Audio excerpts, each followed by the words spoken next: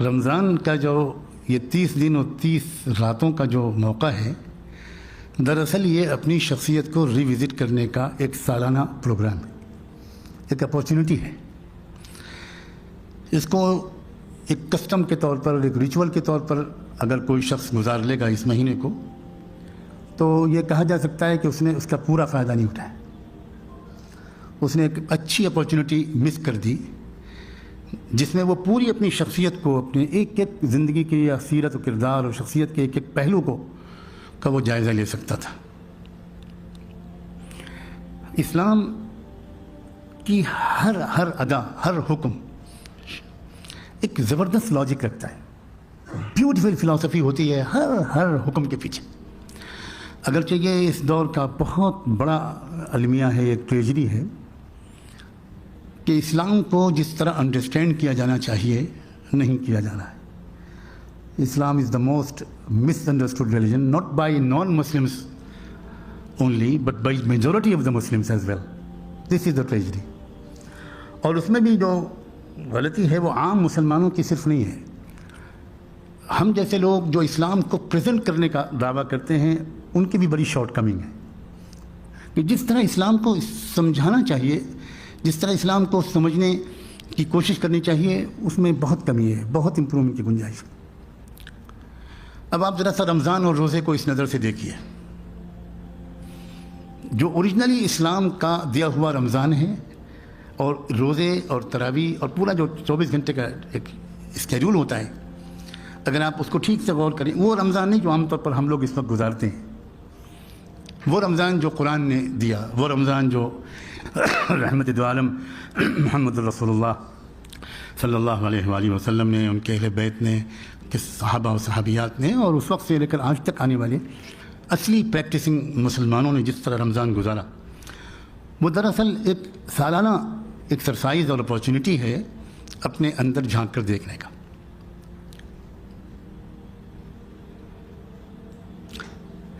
بنیادی طور پر سب سے زیادہ جس پہلو کے اوپر ہمیں اپنے کو دیکھنا چاہیے کہ کیا میں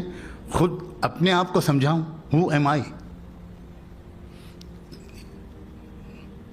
کیا میں انسان کو سمجھا ہوں کہ انسان ہے کون؟ وہ جو ہم نظر آتے ہیں باہر سے وہ اصلی انسان نہیں ہے، یہ تو ایک باڈی ہے، اور ہماری اناٹمی اور اینیملس کی اناٹمی میں آپ ہم مجھ سے بہت زیادہ جانتے ہیں، کوئی میجر ڈفرینس نہیں ہے۔ وہاں بھی وہی ہارٹ ہے، وہی کڈنیز ہیں، وہی لنگس ہیں، وہی آرگنس ہیں، وہی ہاتھ پیر ہیں، وہی آنکھیں ہیں، وہی کان ہیں، وہی اس کو بھی بھوک لگتی ہے، ہم کو بھی بھوک لگتی ہے، ایک جانور کو وہ بھی کھاتا ہے، اس کی بھی ضرورت ہے کہ پانی ملے، سونا ملے، نیند ملے، میل کو فیمیل ملے، فیمیل کو میل ملے، یہ تو سب ایک جانور کی ضروریات ہیں۔ ان کی وجہ سے ہم انسان نہیں ہیں، اس میں تو سب برابر ہیں۔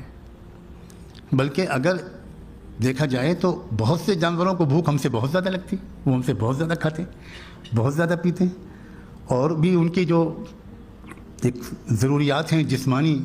بہت زیادہ ہیں۔ انسان تو دراصل اس اسپریچول اور ایک بہت ہی عجیب و غریب قسم کے ان سین وجود کا نام ہے جو ہمارے اندر ہے، وہ ہے انسان۔ رمضان جو ہے دراصل اس کا ایک موقع ہے کہ تم ایک بار پھر یہ دیکھو کہ تم اپنے اس اصلی انسان کو تم کتنی اہمیت دے رہے ہو، کتنا توجہ کر رہے ہو، کیونکہ وہ اصلی انسان جو اندر ہے وہ کمزور اگر ہو گیا تو پھر انسان جھوٹ بھی بولے گا، دھوکہ بھی دے گا، سیلفش بنے گا، اللہ کے دیے ہوئے مال کو بھی کبھی ابیوز کرے گا، مس یوز کرے گا، ٹائم کو بھی ویسٹ کرے گا، کرائمز دنیا میں ہوں گے۔ لیکن اگر وہ اندر کا انسان وہ مضبوط ہوا، وہ ہیلدی ہوا، وہ تندرست ہوا، اس کو بیماریاں نہ لگیں، کیونکہ ایک ہوتی ہے بیماری وہ جو جسم کو لگتی ہے، جس پر آپ جس کی سائنس سیکھنے کی کوشش کر رہے ہیں، اور ایک وہ بیماریاں ہوتی ہیں جو انسان کی روح کو لگتی ہیں، جو اندر کا اصلی انسان ہے وہ بیمار ہو جاتا ہے۔ جب وہ بیمار ہوتا ہے تو وہ ظالم بھی بن سکتا ہے، وہ ریپ بھی کر سکتا ہے، وہ جھوٹ بھی بول سکتا ہے، وہ دھوکہ بھی دے سکتا ہے، وہ کسی کا دل دکھا دیتا ہے، وہ بالکل سیلفش ہو جاتا ہے، ایروگنس آ جاتی ہے اس کے اندر، اور نہ جانے کتنی خرابیاں آتی ہیں۔ ان خرابیوں کو بیان کرنے کی اس دور میں کیا ضرورت ہے؟ چاروں طرف خرابیاں ہی خرابیاں نظر آ رہی۔ رمضان کا جو پروگرام اللہ تعالیٰ نے دیا ہے، اس کا اصل مقصد ایک ریچول پورا کرنا نہیں ہے، اس کا اصل مقصد یہ ہے کہ اس اصلی انسان کی ڈائٹ بڑھا دو اور یہ جو جسم ہے اس کی ڈائٹ کو گھٹا دو۔ اس کو تم جتنا کھلاتے پلاتے ہو اسے کم کر دو، صبح سے شام تک بھوکے رہو، پیاسے رہو، اپنی دوسری خواہشات پر قابو رکھو۔ یہ تمہاری جسمانی خواہشات ہیں اور یہ تمہارے درمیان اور جانوروں کے درمیان بالکل مشترک ہے، ان کو بہت کم کر دو، اور وہ جو تو اصلی انسان ہے اس کی جو ڈیمانڈ ہے، اس کی جو ڈائٹ ہے، اس کی جو خوراک ہے، اس کی جو غذا ہے، وہ بڑھا دو۔ وہ جو روح کی غذا ہوتی ہے اس انسان کے اندر کی، آپ سب اچھی طرح سمجھتے ہیں کہ اس کو تسکین ملتی ہے عبادت سے، اللہ کی یاد سے، کسی بھی نیک کام کے کرنے سے۔ آپ کو بھی تجربے ہوئے ہوں گے، ہم کو بھی تجربے ہوئے ہیں، اور ہر شخص کو زندگی میں ہوتے ہیں۔ کوئی اس سے لیسن ڈرا کرتا ہے، کوئی گزر جاتا ہے سرسری طور پر۔ کبھی آپ سفر میں جا رہے ہیں، لمبا سفر ہے آپ کا، اور آپ نے اپنے ساتھ راستے میں پینے کے لیے کچھ ٹھنڈا پانی رکھ لیا ہے اپنے فلاسک میں۔ لمبا سفر ہے، آپ کے فلاسک میں 1 گلاس پانی بچا ہے، اور ابھی آپ کے ڈیسٹینیشن کے آنے میں 2 گھنٹے 3 گھنٹے باقی ہیں۔ راستے میں کسی اسٹیشن سے، آپ کی ٹرین میں، آپ کے کوچ میں، آپ کی بس میں، کوئی بیچارہ دیہات کا غریب انسان وہ سوار ہوتا ہے۔ آپ کی نظر اس پر پڑتی ہے، آپ محسوس کرتے ہیں کہ بہت دور سے لگتا ہے چل کر آ رہا ہے، تپتی ہوئی دھوپ میں، پسینے میں بھیگا ہوا ہے، ہونٹ سوکھے ہیں، شاید اس کے پاس اتنے پیسے بھی نہیں تھے کہ یہ اپنے گاؤں سے اسٹیشن تک یہ کسی سواری سے آتا، شاید یہ پیدل چل کے آیا ہے، اور آپ کے وہ اندر کا انسان آپ کو ایک میسج بھیجتا ہے کہ وہ جو پانی رکھا ہے آپ کے فلاسک میں،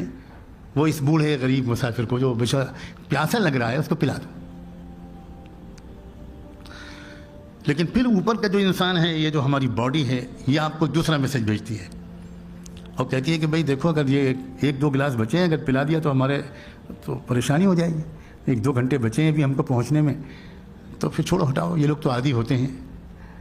لیکن پھر آپ کا اندر کا انسان دوبارہ آپ کو ایک جھنجھوڑتا ہے کہ نہیں بھائی، کیا یہ عجیب بات ہے، اس وقت ایک نیکی کمال ہو، ان کو یہ پانی پلا دو۔ اب اگر آپ کے اندر کا انسان ذرا مضبوط ہے تو وہی پھر اسی کا میسج آپ ایکسیپٹ کرتے ہیں، اور آپ فلاسک سے 1 گلاس میں پانی نکال کر اس دیہاتی غریب آدمی کو پیش کرتے ہیں کہ چچا یہ پانی پی لیجیے لگا۔ وہ بہت عجیب نظر سے آپ کو دیکھتا ہے، غریب انسان ہے، اس کے ساتھ اس طرح کا معاملہ کبھی کسی ویل آف آدمی نے نہیں کیا تھا۔ وہ پہلے تو جھجکتا ہے، لیکن آپ اصرار کرتے ہیں اور پھر آپ وہ قبول کر لیتا ہے، وہ پانی پیتا ہے۔ خاص توجہ کی چیز جو ہے وہ یہ ہے کہ پانی وہ پیتا ہے، لیکن ٹھنڈک آپ کو اپنے کلیجے میں اترتی ہوئی محسوس ہوتی ہے۔ کیوں؟ یہ ٹھنڈک کہاں سے آئی؟ یہی ہے وہ ٹھنڈک اندر کے انسان کو پہنچی۔ پانی اس کے پیٹ میں گیا، اس کے حلق سے اترا، پیاس اس کی بجھی، لیکن آپ کو اندر سے ایک عجیب سیٹسفیکشن محسوس ہوتا ہے، ابھی انجوائے کرتے ہیں، خوش ہوتے ہیں، بہت دیر تک سوچتے رہتے ہیں کہ اللہ تیرا شکر ہے کہ آج بہت ایک نیکی کی مجھے توفیق مل گئی۔ یہی اندر کا انسان اچھے اعمال سے، اچھے اخلاق سے، اچھے بیہیویئر سے، کسی بھی غریب کے کام آ جانے سے، اور تمام اچھے اعمال سے، وہ چاہے عبادات کی لائن کے ہوں۔ کبھی بھی آپ کو کوئی اچھی دعا نصیب ہو گئی ہو، رمضان میں کئی بار ایسا ہوتا ہے کہ سال بھر جو بہت جی لگا کر دعا نہیں مانگتے،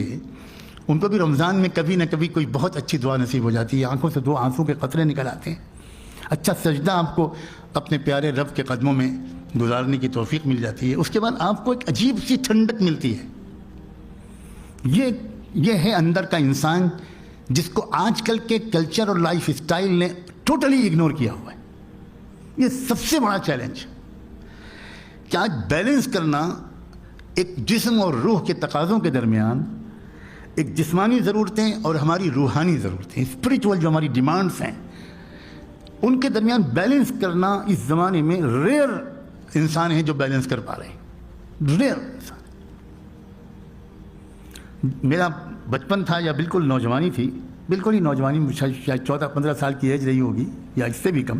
اس زمانے میں ہری راما ہری کرشنا موومنٹ چلی، تو بہت امریکنس اور یورپینس آتے تھے وارانسی میں، بنارس میں، لکھنؤ میں، ایودھیا میں، وہ پڑے رہتے تھے مندروں میں، اور سائیں بابا کے ہاں بنگلور میں۔ تو میرا مزاج شروع سے ایک کیوریسٹی کا رہا ہے، ہر چیز میں ذرا آبزرو کرنے کا، ریسرچ کرنے کا، تو میں انٹریکشن کرتا تھا ان لوگوں سے، پارکوں میں جاتا تھا جہاں وہ لوگ کچھ ایکسرسائز کر رہے ہوتے تھے، مندروں میں جاتا تھا، مٹھوں میں جاتا تھا۔ راما کرشنا مشن کا ایک بہت بڑا مٹھ لکھنؤ میں، وہاں میں بہت جاتا تھا، اور انہوں نے امریکن سے اور ان لوگوں سے پوچھتا تھا کہ بھائی آپ کیا کر رہے ہو، آپ یہاں کیوں آئے ہو؟ تو وہ یہی کہتے تھے کہ ہمارے پاس سب کچھ ہے، بس ہم نو پیس ان سائٹ، وہ اس کو ڈھونڈنے کے لیے نکلے۔ تو کیا وجہ ہے جن لوگوں کے پاس میٹیریلی کوئی کمی نہیں ہے، سب کچھ ان کے پاس ہے، لیکن پھر بھی وہ ان کو سکون نہیں ہے، وہ انجوائے نہیں کر رہے، وہ روحانی خوشی کا مزہ چکھ ہی نہیں پا رہے ہیں، ایک میجریبل لائف گزار رہے ہیں، اس کے باوجود کہ وہ ملینئر ہیں۔ یہ اندر کا انسان، اس کی طرف توجہ کو موڑ دینے کا ایک سالانہ موقع ہے رمضان۔